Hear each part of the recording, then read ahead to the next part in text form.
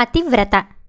పట్టువదలని విక్రమార్కుడు చెట్టు వద్దకు తిరిగి వెళ్ళి చెట్టుపై నుంచి శవాన్ని దించి భుజాన వేసుకుని ఎప్పటిలాగే మౌనంగా శ్మశానంకేసి నడవసాగాడు. అప్పుడు శవంలోని బేతాళుడు, రాజా, నిన్నింత కఠిన శ్రమకు గురిచేసిన వారి పట్ల నీకు ఆగ్రహమైనా కలగకపోవటం చూస్తే సుందరవదనుడి కథ జ్ఞాపకం వస్తున్నది. శ్రమ తెలియకుండా ఉండగలందులకు నీకు అతడి కథ చెబుతాను విను అంటూ ఈ విధంగా చెప్పసాగాడు. పూర్వం కామరూప దేశంలో బ్రహ్మపుత్ర నదీ తీరాన కామాఖ్య నగరంలో ఇద్దరు మిత్రులు ఉండేవారు. ఒకడి పేరు గంగాపుత్రుడు, రెండోవాడు సుమిత్రుడు. గంగాపుత్రుడు గొప్ప వంశానికి చెందినవాడు. అతని తాత ముత్తాతలు మంత్రులుగాను సేనాపతులుగాను పనిచేసి బోలెడంత ఆస్తి కూడబెట్టినవాళ్లు.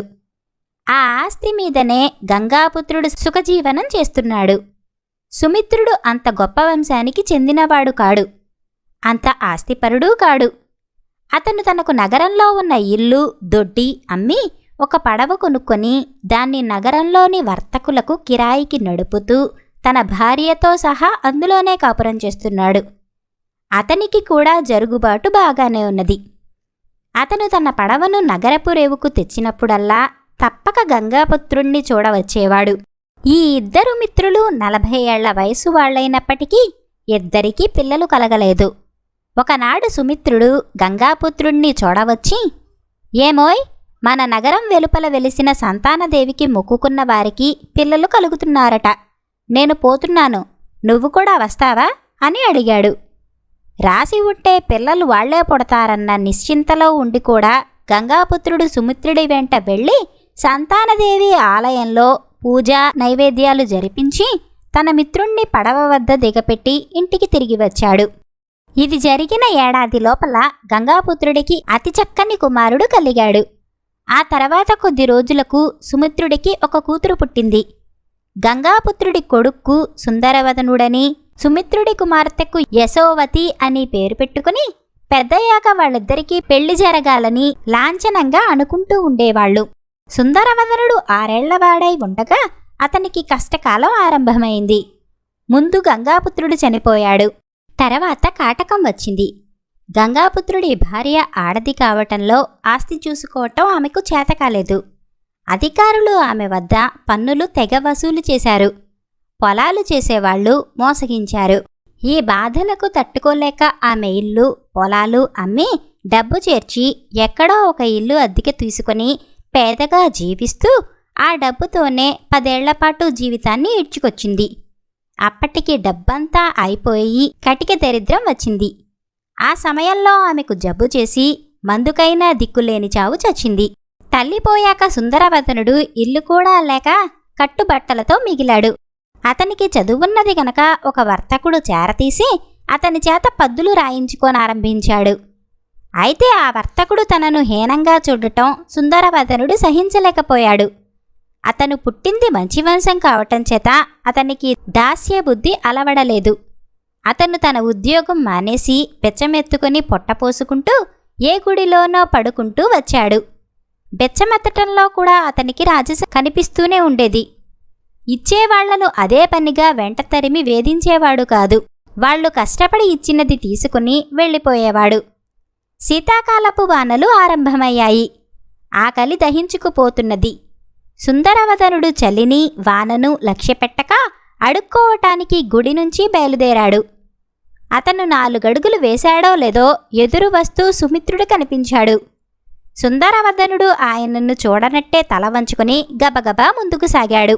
కాని సుమిత్రుడు అతన్ని రెక్కపట్టుకుని ఆపి, సుందరవదనుడివి కాదట్రా, ఎలా అయిపోయావేం అని అడిగాడు. గంగాపుత్రుడు పోయాక సుమిత్రుడు వారి ఇంటికేసి రాకపోవటం చేత ఆయనకేమీ తెలియదు. ఈ స్థితిలో నిన్ను పలకరించటానికి సిగ్గయింది మామా అంటూ సుందరవదనుడు తన పరిస్థితి అంతా సుమిత్రుడికి వివరించి చెప్పాడు. అరెరే, ఎంత పని జరిగింది! నువ్వు వచ్చి నా పడవలో ఉండి పనిచేశావంటే నీకు అన్నవస్త్రాలకు లోటు లేకుండా చూస్తాను అన్నాడు సుమిత్రుడు. ఇందుకు సుందరవదనుడు ఒప్పుకున్నాడు. ఇద్దరూ కలిసి పడవ మీదకి వెళ్లారు. సుమిత్రుడు సుందరవదనుణ్ణి తన భార్యకు చూపి అంతా చెప్పి వాడికి ముందు కాస్త అన్నం పెట్టు అన్నాడు. అన్నమైతే ఉంది కాని చద్ది అన్నం అన్నది సుమిత్రుడి భార్య. అయితే అయిందిలే, ఎంత ఊరగాయ వేసి పెట్టు అన్నాడు భర్త. ఆకలి మీద ఉన్న సుందరవదనుడు ఆ చద్ది ముద్ద ఊరగాయతో తింటుండగా మళ్లీ జల్లు ఆరంభమైంది. వెనుక గదిలో పాత కుళాయి ఒకటి ఉండాలి, మనవాడికి తెచ్చిపెట్టు తల్లి అని సుమిత్రుడు పడవగదిలో ఉన్న తన కూతురిని కేకపెట్టాడు. యశోవతి ఆ కుళాయి తీసి అది ఒక పక్క చినిగి ఉండటం గమనించి సూదితో గబగబా కుట్టి తెచ్చి సుందరవదనుడికిచ్చింది. ఆ తర్వాత సుమిత్రుడు తన పని మీద నగరంలోకి వెళ్లి వర్తకులతో మాట్లాడి సాయంకాలానికే పడవ చేరుకున్నాడు. మర్నాడు ఆయన నిద్రలేచి పడవ పైభాగానికి వచ్చేసరికి సుందరవదనుడు వెనుక భాగంలో ఊరికే కూర్చొని కనిపించాడు. "ఒరే, మా దగ్గర తిండి పట్టా పుచ్చుకుంటున్న వాడివి కదా, అలా ఒళ్ళు మీదగట్టుకుని కూర్చుకోపోతే ఎంత నార తీసుకుని తాడైనా పేనరాదు, ఇంకే పని లేకపోతే" అన్నాడు సుమిత్రుడు. "అలాగే పేనుతాను" అన్నాడు సుందరవదనుడు. ఇది జరిగాక అతను ఎన్నడూ ఊరికే ఉండలేదు. ఏదో ఒక పని కల్పించుకొని తెల్లవారినది మొదలు బాగా చీకటి పడినదాకా ఎంతో శ్రమపడి పనిచేస్తూ వచ్చాడు. ముఖ్యంగా సుందరవదనుడు పద్దులు రాయటంలోనూ లెక్కలు కట్టటంలోనూ చాలా గట్టివాడు. మిగిలిన పడవల యజమానులు కూడా అతని సహాయం పొందుతూ అతన్ని గౌరవంగా చూసేవారు. కష్టాలు గట్టెక్కటంతో అతను కాస్త ఒళ్ళు చేసి నవనవలాడుతూ మరింత ఆకర్షణీయంగా తయారయ్యాడు. సుమిత్రుడికి అతని భార్యకు కూడా తమ కుమార్తె యశోవతికి సుందరవదనుడి కన్నా మంచి భర్త దొరకడన్న అభిప్రాయం ఒకేసారి కలిగింది. సుమిత్రుడు తన భార్యతో సంప్రదించి, "మా అమ్మాయిని నీకిచ్చి చేద్దామనుకుంటున్నాం, ఏమంటావు?" అని సుందరవదనుణ్ణి అడిగారు. "నేను యశోవతికి తగను" అన్నాడు సుందరవదనుడు. కానీ సుమిత్రుడికి ఈ ఉద్దేశం బలంగానే ఉన్నదని తెలిసాక ఒప్పుకున్నాడు. వాళ్ళిద్దరి పెళ్లి కామాఖ్య నగరంలో చాలా వైభవంగా జరిగింది. భార్యాభర్తలు చాలా అన్యోన్యంగా ఉండేవారు. మరుసటి ఏడే వాళ్లకొక ఆడపిల్ల కూడా కలిగింది. ఆ బిడ్డకు ఏడాది నిండగానే అమ్మవారు పోసి ఎన్ని మందులిచ్చినా ఫలితం లేక చనిపోయింది. ఆ పిల్ల పోయినది మొదలు సుందరవదనుడు మానసికంగా కుంగిపోయి క్షయవ్యాధి తెచ్చుకున్నాడు. అన్నహితవు పోయింది. మనిషి చిక్కి శల్యంలాగా అయిపోయి కూర్చొని లేవలేని స్థితికి వచ్చాడు. సుమిత్రుడు తనకు సాధ్యమైన మట్టుకు మందులిప్పించాడు. భూతవైద్యం చేయించి రక్షారేఖలు కట్టించాడు. కానీ ఏమీ ప్రయోజనం లేకపోయింది. సంవత్సరానికల్లా అతను జీవోత్సవంలాగా అయ్యాడు. అతని అత్తమామలు అతని చావు కోసం ఎదురుచూడసాగారు. ఎందుకంటే తమ కుమార్తె ఈ జీవోత్సవంతో కాపరం చేయటం వారికిష్టం లేదు. యశోవతి ఇంకా చిన్నపిల్ల. ఈ మొగుడు పోతే తిరిగి పెళ్లాడవచ్చు. మారుమనువు వాళ్లల్లో పరిపాటే. కానీ వాళ్ల కోరిక నెరవేరలేదు. సుందరవదనుడు చావలేదు. సుమిత్రుడు తన భార్యతో, "ముసలితనంలో మన చేతికి అందివస్తాడనుకుంటే ఈ దౌర్భాగ్యుడు చూడు, మన పిల్ల మెడకు ఎలా గుదిబండ అయి కూర్చున్నాడో. పిల్లదాని యవ్వనం భ్రష్టైపోతున్నది. వీణ్ణి ఎలాగైనా వదిలించుకొని దానికి మరో మొగుణ్ణి చూడవలసిందే" అన్నాడు. భార్య కూడా సరేనన్నది. వాళ్ళు యశోవతికి మాత్రం ఈ ఆలోచన చెప్పలేదు. సుమిత్రుడు తన పడవను ప్రవాహానికి ఎదురు నడుపుకుని వెళ్ళి ఒక నిర్జనమైన ప్రాంతానికి చేర్చి కావాలని ఒడ్డుకు కూర్చాడు. తర్వాత ఆయన సుందరవదనుడితో, "అలా చూస్తూ కూర్చుంటావేం? దిగి పడవను ఒక తోపుతోయి" అన్నాడు. "నాకంత శక్తి ఎక్కడున్నది?" అన్నాడు సుందరవదనుడు. "ఎక్కడ దాపరించావురా క్షయపాత్తు? పడవ తొయ్యకపోతే గొడ్డలి తాళ్ళు తీసుకుని ఒడ్డుకు పోయి కట్టెలన్నా కొట్టుకురా" అన్నాడు సుమిత్రుడు. సుందరవదనుడు చిన్న గొడ్డలి తాళ్ళు తీసుకుని ఒడ్డుకు దిగాడు. ఆ ప్రాంతమంతా ఎడారిలాగున్నది. చుట్టూ కొండలున్నాయి. తీరానికి కొంత దూరంలో అడవి ఉన్నది. అతను కాళ్ళీడ్చుకుంటూ ఆ అడవిలోకి వెళ్ళాడు. అతనిలో కట్టెలు కొట్టే శక్తి కూడా లేదు. అందుచేత నేల మీద పడి ఉన్న ఎండు కొమ్మలన్నీ పోగుచేసి తాడుతో మోపు కట్టాడు. దాన్ని ఎత్తి నెత్తిన పెట్టుకోవటం సాధ్యం కాలేదు. అందుచేత ఆ మోపుకొక తాడు కట్టి గొడ్డలి తీసుకుని మోపును ఈడ్చుకుంటూ నదీ తీరానికి వచ్చాడు. కానీ అక్కడ పడవలేదు. అది నదివాలున అప్పటికే చాలా దూరం వెళ్ళిపోయింది. మామగారు తనను వదిలించుకున్నాడని అతను గ్రహించి నది ఒడ్డున కూర్చొని వెక్కి వెక్కి చాలాసేపు ఏడ్చి సొమ్మసిల్లి పడిపోయాడు. అతనికి తిరిగి ఒళ్ళు తెలిసేసరికి ఎవరో మునిలాంటివాడి సమీపంలో నిలబడి, ఇది చాలా అపాయకరమైన చోటు, ఇక్కడ ఉండరాదు అన్నాడు. నేనెక్కడికి పోలేను, దయ ఉంచి నా ప్రాణాలు కాపాడండి అని సుందరవదనుడు ఆ మునిని వేడుకున్నాడు. ఈ రాత్రికి నా కుటీరంలో ఉండు, రేపటి మాట చూద్దాం అంటూ ముని అతన్ని ఆ సమీపంలో ఉన్న తన కుటీరానికి తీసుకుపోయాడు. అక్కడ సుందరవదనుడు జరిగినదంతా చెప్పాడు. నీది నిజానికి మనోవ్యాధి, మందులు పనిచేయవు. నీకు బుద్ధదేవుడి వజ్రపాణిధారణి మంత్రం ఉపదేశిస్తాను. దాన్ని రోజుకు ఒక్కసారి పఠించావంటే హీనమైన కోరికలు నశించి నీ ఆరోగ్యం కుదుటపడి నీకెంతో మేలు కలుగుతుంది అన్నాడు. వజ్రపాణిధారణి సూత్రాన్ని ఒక్కసారి ముని నోట వినగానే సుందరవదనుడికి నేర్చుకుని మర్చిపోయిన పాతదానిలాగా పూర్తిగా వచ్చేసింది. అతను ఆ రాత్రి ఆ ముని ఆశ్రమంలోనే నిద్రపోయి మర్నాడు లేచేసరికి ముని కానీ ఆశ్రమం కానీ లేదు. అతను నది ఒడ్డునే ఉన్నాడు. అతను నదిలో ముఖము కాళ్ళు కడుక్కొని బౌద్ధ సూత్రం పట్టించి ఎక్కడికి వెళ్ళటానికి లేదు కనుక తిరిగి అరణ్యంకేసే వెళ్ళాడు. అరణ్యంలో కొంత దూరం పోగానే చెట్ల మధ్యన ఏదో ఇల్లు కనిపించింది. ఆకలి బాధ తీర్చుకోవటానికి భిక్ష పొందుదామనుకొని అతను ఆ ఇంటికేసి వెళ్ళాడు. అతను చూసినది ఇల్లు కాదు, ఒక పాడుపడిన దేవాలయం. అందులో చెట్ల కొమ్మలు కప్పి 8 పెద్ద పెట్టెలున్నాయి. ఎవరో దొంగలు ఆ పెట్టెలలో తాము దొంగలించిన సొమ్ము దాచి ఉంటారని, దాన్ని తాను తీసుకుపోవటంలో తప్పేమీ ఉండదని అతను అనుకున్నాడు. అతను తిరిగి నదీ తీరానికి వచ్చాడు. అదృష్టవశాన ఒక పెద్ద పడవ అటుగా వస్తున్నది. అతను ఆ పడవను పిలిచి పడవ వాళ్లతో, మాది శ్రీకంఠ నగరం, నా పేరు శ్రీవత్సుడు. నేను మా పెత్తండ్రి వ్యాపార నిమిత్తం పడమట పోతుండగా దొంగలు మమ్మల్ని దోచి మా పెత్తండ్రిని చంపేశారు. నేను ఆయన పరిచారికునని చెప్పి ప్రాణాలతో బయటపడ్డాను. అదీకాక నేను జబ్బుపడి ఉండటం చేత వాళ్ళు నన్ను చంపలేదు. దొంగలు మా సొత్తంతా తీసుకుపోయి అడవిలో ఒక పాడుపడిన గుడిలో పెట్టి నన్ను కూడా అక్కడే ఉంచి నాకు మా పెట్టెలకు ఒక దొంగను కాపుంచి మిగిలిన వాళ్ళు ఇంకెక్కడికో దొంగతనం చేయటానికి వెళ్లారు. నిన్న రాత్రి పాము కరచి నాకు కాపలా ఉన్న దొంగ కాస్త చచ్చాడు. నేనిలా తప్పించుకుని వచ్చాను. నన్ను పడవలో ఎక్కనిస్తారా అన్నాడు. పడవవాళ్లు సుందరవదనుణ్ణి అనుమానించినట్టుగా కనపడ్డారు. ఆ పాడుపడిన గుడిలో మావి 8 పెట్టెలున్నాయి. అందులో ఒకటి మీకిచ్చేస్తాను. మీరు నాతో కూడా వచ్చి ఆ పెట్టెలను చేరవేయండి. త్వరగా మనం ఈ పని చెయ్యకపోతే దొంగలు తిరిగి రావచ్చు. ఆ తర్వాత నాకు మీకు కూడా నష్టమే అన్నాడతను. పెట్టెల మాట వినగానే పడవ వాళ్లకు ఉత్సాహం వచ్చింది. వాళ్ళు అతి శీఘ్రంగా అతని వెంట వెళ్ళి 8 పెట్టెలు తెచ్చి పడవలో పెట్టారు. పడవ వాళ్ళు వంతుకు వచ్చిన పెట్టె నిండా రత్నాభరణాలు బంగారము ఉన్నాయి. వాళ్ల ఆనందానికి మేరలేదు. తమరెక్కడికి పోతారు బాబుగారు అని పడవవాళ్లు అడిగితే సుందరవదనుడు తేజపురానికి పోతానన్నాడు. అతను తేజపురంలో పడవ దిగి తన పెట్టెలతో సహా నగరంలో ఒక బాడుగ ఇంటికి పోయి ఒక కమ్మరి సహాయంతో ఆ పెట్టెలకు వేసిన బద్దీలు పగలగొట్టించాడు. వాటిలో ఉన్న నిధి ఒకనాటిది కాదు. దొంగలు అనేక తరాలుగా దాన్ని పోగు చేసినట్టు కనపడింది. అతను ఎవరికీ అనుమానం కలగకుండా ఆ నిధిని కొంచెం కొంచెంగా అమ్మి సొమ్ము చేసి నగరం మధ్యలో ఒక దివ్యమైన భవనము, నగరం వెలుపల పొలాలు తోటలు కొని నౌకర్లను చాకర్లను ఏర్పాటు చేసుకుని రాజవైభోగంతో జీవించసాగాడు.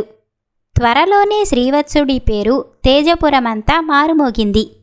మనిషికి ఉన్నదే పుష్టి అన్నట్టు అతని జబ్బంతా త్వరలోనే పోయింది. అతను తిరిగి నవనవలాడుతూ పూర్వంలాగా తయారయ్యాడు. ఈ లోపల సుమిత్రుడి పడవ సుందరవదనుణ్ణి వదిలేసి నదివాలున 30 మైళ్ళు పోయేసరికి యశోవతి తన గదిలో నుంచి పడవపైకి మందు తెచ్చి తన భర్త కోసం చూసి ఆయన ఎక్కడా అని తల్లినడిగింది. తల్లి ఆమె చేతిలో నుంచి మందులాగేసి నదిలోకి గిరాటు వేసి ఆయన పీడ విరగడైపోయిందిలే అన్నది. జరిగిన సంగతి తల్లి నుంచి విని యశోవతి ఏడుస్తూ కేకలు పెట్టి పడవను వెనక్కు తిప్పమన్నది. తండ్రి వచ్చి, తల్లి, ఆ జీవోత్సవంతో నీకేం పని? వాడు చచ్చాడే అనుకో, నువ్వు హాయిగా మరొకణ్ణి పెళ్లి చేసుకో అన్నాడు. మీరు మనుషులు కారు, పిశాచులు. ముందు పడవనక్కడికి తీసుకుపోయి ఆయన్ని తీసుకురండి, లేదా నన్ను కూడా చంపేయండి అని యశోవతి ఆక్రోశించింది. విధిలేక సుమిత్రుడు పడవను వెనక్కు తిప్పాడు. కాని ఆ నిర్జన ప్రదేశంలో సుందరవదనుడు లేడు. నది ఒడ్డున గొడ్డలి, కట్టెల మోపులు ఉన్నాయి. ఆయన హతాశుడై నదిలోకి తూకి ఉండాలి. నేను అలాగే ఆయన్ను చేరుకుంటాను అని యశోవతి నదిలోకి ఉరకబోయింది. తల్లి తండ్రి ఆమెను బలవంతాన పట్టి ఆపారు. 6 మాసాల పాటు యశోవతి తన భర్త కోసం కంటికి ఇంటికి ఏకదారగా ఏడ్చింది. చనిపోయిన భర్త పేర తండ్రి పిండ ప్రదానం చేశాక ఆమె ఏడవటం మానేసి వైధవ్య వ్రతం అవలంబించింది. ఆమె ఏడుపు మానటం చూసి తల్లిదండ్రులు ఆమెను పెళ్లాడమన్నారు. ఆ మాట వింటూనే ఆమె తిరిగి ఏడవనారంభించి నదిలో దూకపోయింది. ఆ తర్వాత వాళ్లు తమ కూతురి ముందు పెళ్లి మాట ఎత్తటం మానేశారు. 2 ఏళ్లు గడిచాయి. సుందరవదనుడు తన కొత్త జీవితాన్ని సుస్థిరం చేసుకుని తన అత్తమామలను చూడ సంకల్పించాడు. అతను బోలెడంత డబ్బు, నౌకర్లను వెంట తీసుకుని ఒక పడవ బాడుగకు తీసుకుని అందులో ప్రయాణమై కామాఖ్యకు వచ్చాడు. అక్కడికి వెళ్లి విచారంగా సుమిత్రుడి పడవ ఇంకా దిగువన మరొక నగరానికి వెళ్లి ఉన్నట్టు తెలిసింది. సుందరవదనుడు ఆ నగరం చేరి అక్కడ బస ఏర్పాటు చేసుకుని మర్నాడు ఉదయం రేవులోకి వచ్చి సుమిత్రుడి పడవ కోసం వెతుకుతూ ఆ పడవ మీద వితంతు లక్షణాలతో కనిపించిన యశోవతిని దూరం నుంచే చూశాడు. వెంటనే అతను తన బసకు తిరిగిపోయి ఒక పెళ్లిళ్ల పేరయ్యను పిలిపించి, ఫలాని వారి పడవలో ఒక వితంతువును చూశాను. ఆ పిల్లను పెళ్లాడాలని ఉన్నది. పెళ్లికి ఒప్పుకునే పక్షంలో పిల్ల తండ్రికి 3000 తులాల వెండి ఇచ్చుకుంటాను. ఈ పెళ్లి కుదిర్చావంటే నీకో 100 తులాల వెండి ఇస్తాను అన్నాడు. ఆ పెళ్లిళ్ల పేరయ్య శీఘ్రమే వెళ్ళి సుమిత్రుణ్ణి కలుసుకుని, ఎవరో శ్రీవత్సుడట, తేజపురంలో ఉండే కోటీశ్వరుడు, మీ అమ్మాయిని చూశాడట, పెళ్లాడ కోరుతున్నాడు. వధువు తండ్రికి 3000 తులాల వెండి ఇస్తానంటున్నాడు. నువ్వు సరేననడమే వ్యవధానం అన్నాడు. బాబు, నీకు పుణ్యం ఉంటుంది. మమ్మల్ని ఇలా బతకని. పెళ్ళి అనే మాట వింటే నా కూతురు ఆత్మహత్య చేసుకుంటుంది అన్నాడు సుమిత్రుడు. పెళ్లిళ్ల పేరయ్య సుందరవదనుడి దగ్గరకు తిరిగి వచ్చి, అయ్యా, తమరి ఆలోచన మానుకోవచ్చు. ఆ పిల్ల వితంతువుగానే విండిపోతుంది కాని మళ్ళీ పెళ్లాడదట అని చెప్పాడు. సరే పోనీ, దానికేం కాని ఆయన పడవ నాకు 2 రోజుల పాటు కిరాయికిస్తాడేమో కనుక్కో అన్నాడు సుందరవదనుడు. ఎందుకివ్వడండి, ఆయన వృత్తే అది కదా అన్నాడు పెళ్లిళ్ల పేరయ్య. ఆయన మళ్ళీ సుమిత్రుడి వద్దకు వెళ్ళి, ఆ శ్రీవత్సుడు గారు నీ పడవను 2 రోజుల పాటు బాడుగకు కావాలని అడుగుతున్నాడు అన్నాడు. తీసుకోమను అన్నాడు సుమిత్రుడు. ఈ మాట చెప్పవచ్చిన పెళ్లిళ్ల పేరయ్య చేతిలో 100 తులాల వెండి పెట్టి సుందరవదనుడు 4 నౌకర్లతో సహా తన మామగారి పడవ మీదకి వచ్చాడు. అతని జరీ దుస్తులు వాలకము చూసి సుమిత్రుడి కాని అతని భార్య కాని అతన్ని పోల్చుకోలేదు. యశోవతి మాత్రం ఒక క్షణం పాటు అతన్ని చూసి అతన్నిలో తన భర్త కవళికలు గమనించి నిర్ఘాంతపోయింది. ఆ వచ్చిన పెద్ద మనిషి తానున్న గదికేసి చూసి, ఆకలిగా ఉన్నది, చెద్దన్నమైనా పర్వాలేదు, ఎంత ఊరగాయతో తింటాను అన్న మాటలు వినిపించి ఆమె ఆశ్చర్యం రెట్టింపయింది. మరుక్షణమే ఆ పెద్ద మనిషి తన నౌకరుకేసి తిరిగి, ఒరేయ్, నా దగ్గర తిండి బట్టా పుచ్చుకుంటున్న వాడివి కదా, అలా ఒళ్ళు మీదగట్టుకు కూర్చుకోపోతే ఎంత నార తీసుకుని తాడైనా పేనరాదు, ఇంకే పని లేకపోతే అన్నాడు. తర్వాత అతను సుమిత్రుడికేసి తిరిగి, మీ గదిలో ఒక చినిగిన కుళాయి ఉన్నది, దాన్ని నాకు అరువిస్తారా అనటం కూడా యశోవతి విన్నది. ఈ మాటలన్నీ సుమిత్రుడు విన్నాడు. కాని ఆయనలో ఏమీ చైతన్యం కలగలేదు. ఈ కోటీశ్వరుడికి చినిగిన కుళాయి ఎందుకా అని ఆశ్చర్యపడుతూ ఆయన గదిలోకి వచ్చి, ఆ పాత కుళాయి ఎక్కడా అని కూతుర్ని అడిగాడు. యశోవతి ఆ కుళాయిని తండ్రికిస్తూ, నాన్నా, ఆ వచ్చిన మనిషి మీ అల్లుడులాగున్నాడే అన్నది. ఈ మాట విన్న తల్లి, ఛీ తప్పుడుదానా, మేం మళ్ళీ పెళ్లి చేస్తామే అని కాళ్లావేళ్లా పడితే పాతివ్రత్యం నటించి ఎవడో ఎర్రగా బుర్రగా సరిగా బట్టలు కట్టుకొని రాగానే నీ మొగుడిలాగున్నావంటావా? ఆ రోగిష్టివాడేనాడో గంగలో కలిసిపోయాడు, పిచ్చి మాటలాడకు అని మందలించింది. ఆ మాటలతో యశోవతి చేసేది లేక నోరు మూసుకున్నది. ఆ రాత్రి తన భార్య ఈ మాట చెబితే సుమిత్రుడు భార్యను కొప్పడి, దాన్నెందుకు మందలించావు? దానికి మనిషి మీద మనసు పోతే మరీ మంచిది కదా. ఈ మనిషే మన అమ్మాయిని చేసుకుంటానని ముందుగా అడిగాడు. అది పెళ్ళాడదని నేనే పడగొట్టాను. ఇప్పుడు అది పెళ్ళాడే ఉద్దేశం ఉంటే అంతకంటే కావలసిందే ఉంది. కోటీశ్వరుడు, దాని అదృష్టం కానీ ఇటువంటి అల్లుడు కావాలంటే దొరుకుతాడా అన్నాడు. అయితే రేపు అతన్ని కదిలించి చూడు, అమ్మాయి సరేనంటే పెళ్లి చేసేద్దాం అన్నది భార్య.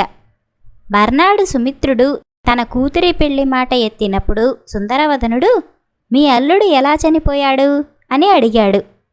ఏం చెప్పమంటావు, అతను కట్టెలు తీసుకురావటానికి ఒడ్డుకు వెళ్ళాడు. ఆ సంగతి తెలియక నేను పడవ నడుపుకుపోయాను. తిరిగి వెళ్ళి చూస్తే అతని జాడలేదు. అతను చాలా జబ్బుగా కూడా ఉన్నాడు. అప్పుడే చావు బతుకుల్లో ఉన్నాడు.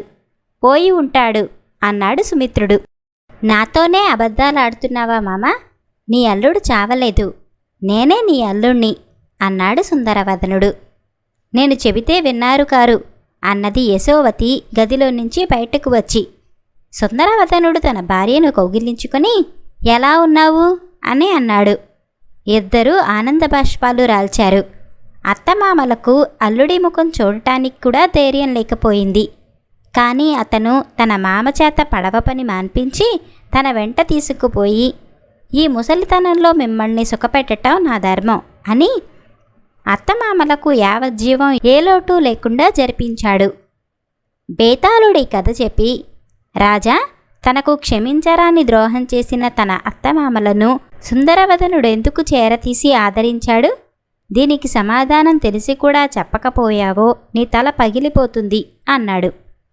దానికి విక్రమార్కుడు, అత్తమామలు చేసిన ఆ ద్రోహం మూలానే సుందరవదనుడి కష్టాలన్నీ గట్టెక్కాయి.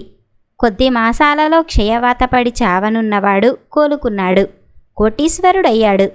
తన కష్టసుఖాలలో అత్తమామల పాత్ర నిమిత్త మాత్రమైనదని గ్రహించి అతను వాళ్లను వార్ధక్యంలో ఆదుకున్నాడు అన్నాడు. రాజుకి ఈ విధంగా మౌనభంగం కలగగానే బేతాళుడు శవంతో సహా మాయమై తిరిగి చెట్టెక్కాడు.